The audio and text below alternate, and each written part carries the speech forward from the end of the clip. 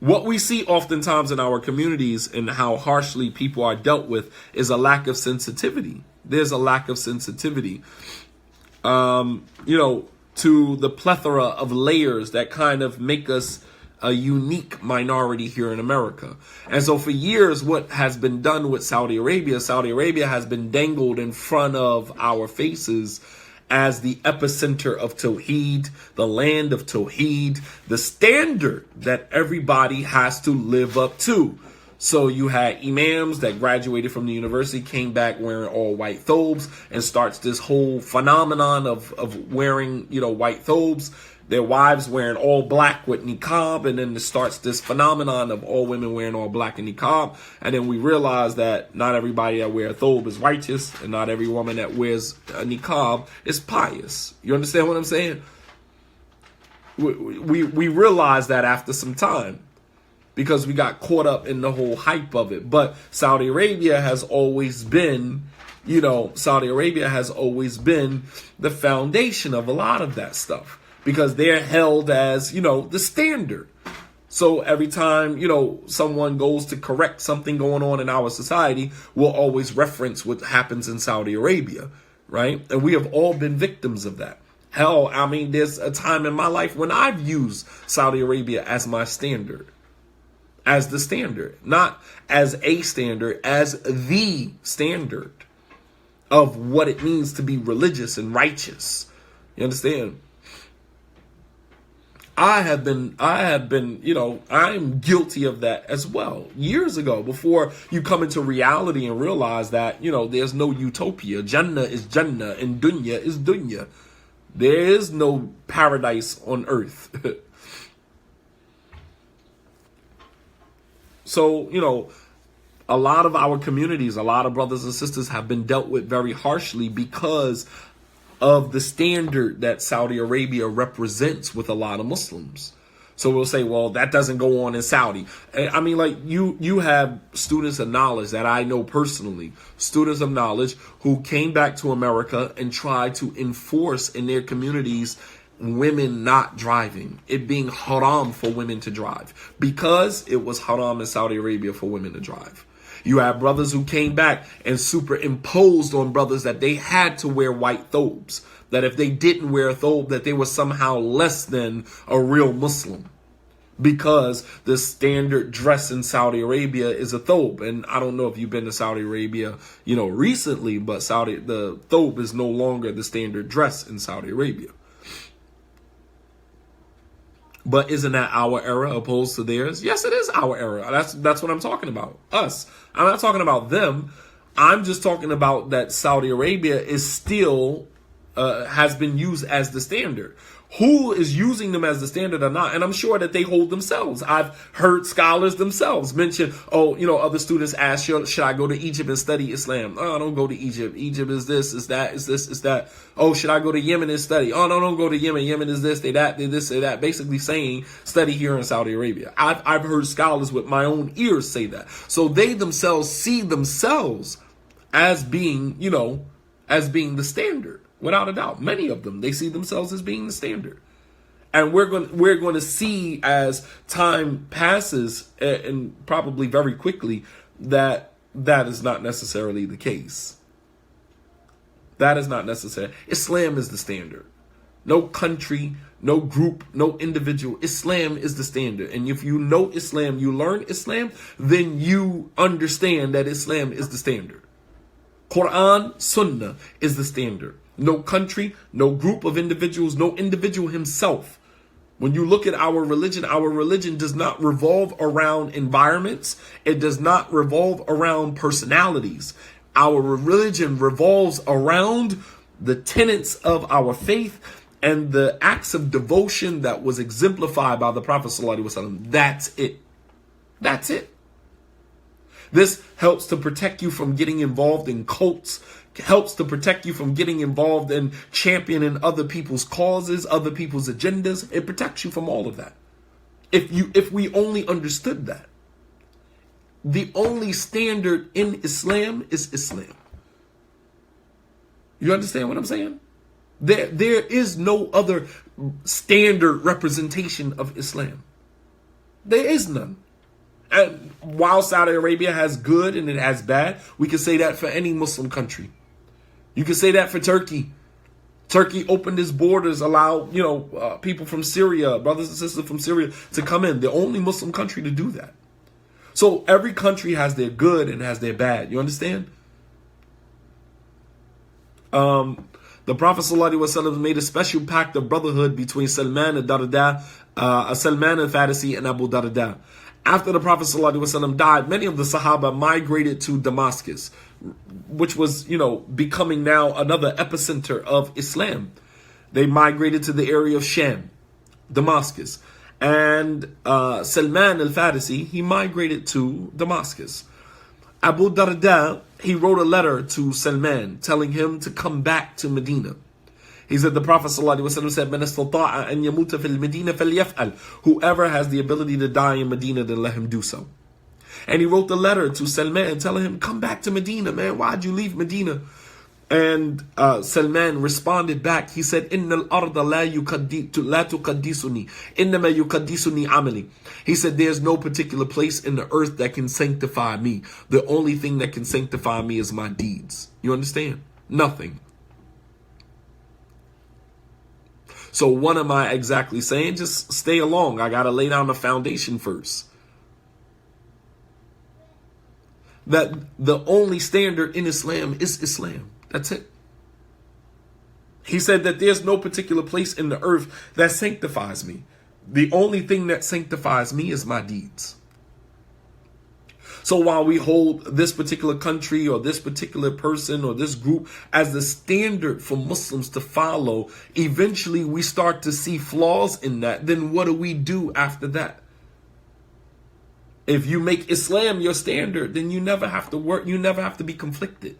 You never have to be confused. You never have to be confronted with flaws, because there is no flaws in Islam. There's flaws in human beings. There's flaws in Muslim countries. There's flaws in just about everything. There is no flaw or mistake in Islam. None.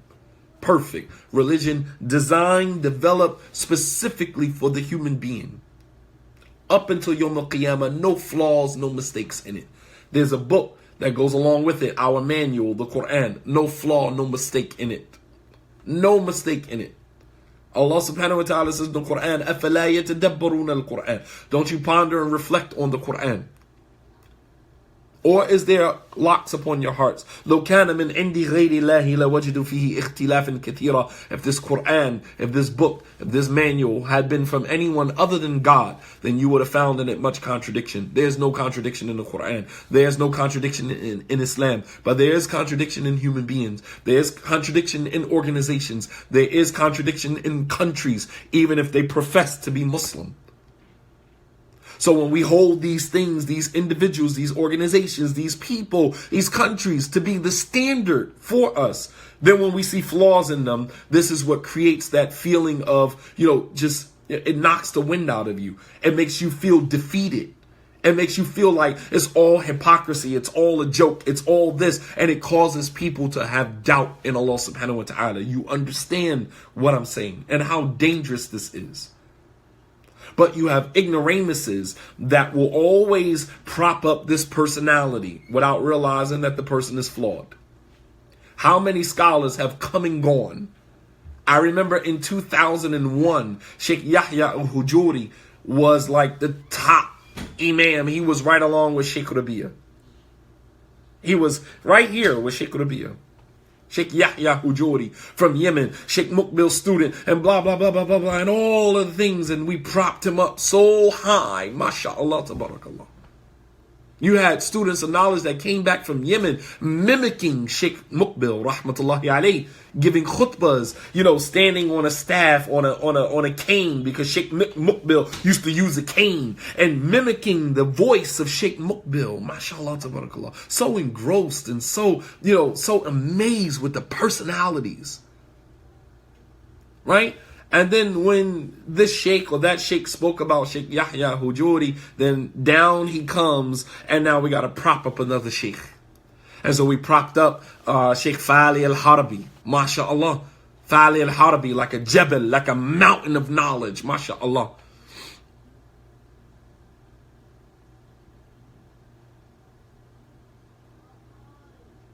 right? Sheikh Thali al-Harabi became like the mountain of knowledge, another personality. And then he gets into a fallout with Sheikh Rabia, and he's now a Rafidi, he's a Shiite, he's this, he's that, and now we're waiting for the next personality. And then there's one personality after another. So we're like this, we're on this spiritual roller coaster, up and down. Spiritual roller coaster. Still overlooking, after all of this, overlooking the personality of the Prophet Sallallahu Alaihi Wasallam. Still overlooking the personality of the Prophet Sallallahu Alaihi Wasallam. The only personality that Allah subhanahu wa ta'ala praised. Allah told the Prophet Sallallahu Alaihi Wasallam, إِنَّكَ لَعَلَى خُلُقٍ عَظِيمٍ, that you are on an exalted standard of character. That is the only character that is worthy of emulation. The only personality, the only character. Matter of fact, emulating him, there's hasanat attached to it. Emulating Prophet Muhammad sallallahu alaihi wasallam, there's good deeds attached to that. But instead, we'll jump right over Prophet Muhammad sallallahu alaihi wasallam, and we'll go to this personality, this modern personality, mashallah, until Allah subhanahu wa ta'ala lowers them. And then we raise someone else, and Allah lowers them, and we raise someone else. Mashallah, tabarakallah. And we do it with Islamic organizations. First it was this organization and that organization and this organization, right? And I can go on and on about the personalities. I mean, like, it doesn't even necessarily have to be, restricted to the Salafi community. But, I mean, just personalities, period, in general. Look at anybody that's being spoken about today that at one time was at the top. Mashallah, he was the standard. Right? And as we raise, Allah subhanahu wa ta'ala debases. Islam is the standard. As long as you make Islam your standard, you never go wrong with that. So we prop Saudi Arabia up to be the standard, for all of the Muslims. We're judging communities, we're judging people based upon what happens in Saudi Arabia. So now Saudi Arabia invites Nelly, this rapper, to come and perform at a concert. Now, the thing about it is that Saudi Arabia has been, inviting people to come and, come and perform. They've been doing that. Michael Jackson have been there. Just recently, when Trump was there, just a few months ago when Donald Trump was there, the singer Toby Keith, who was a country singer, was there. All right? And he performed a free concert. Obviously, it was free for Saudis, not free for him, right? Obviously, he got paid a nice penny for doing that. And this is the same guy who sings a song called Whiskey Girl and I Love This Bar, right? And he's there in Saudi Arabia, the epicenter of Tawheed, right? The standard for all of the Muslims, right? Anytime we quote something, we're using Saudi Arabia as the standard by which everything else is judged, right? You understand what I'm saying? Like, and it's not about Saudi Arabia. I'm saying for those of us who put Saudi Arabia as the, as the standard for us. Saudi Arabia is not synonymous with the ulama. And I'm sure many of the scholars have spoken out about that. I'm sure that many scholars have said their piece, probably in private. I get it. It's a monarchy, so you can't really just stand out, and just say what you want to say. I get it. But at the same token, when you invite someone like Nelly, when you invite somebody like Nelly, who has done a song called Tip Drilling, which is about anal penetration, right? So are you going to give Nelly basically a list of songs he can perform and a list of songs he can't perform? You understand what I'm saying? Even this guy, Toby Keith, they tried to get him, they asked him to tone it down a little bit. Not to do the song on the whiskey, the met a girl at the bar, tone it down a little bit. But how do you tell a recording artist to tone it down a little bit? How do you put restrictions on what they can say and what they can't say? The fact of the matter is that they're there. And in our society here in America, they represent complete debauchery. And we know that. We know what they represent.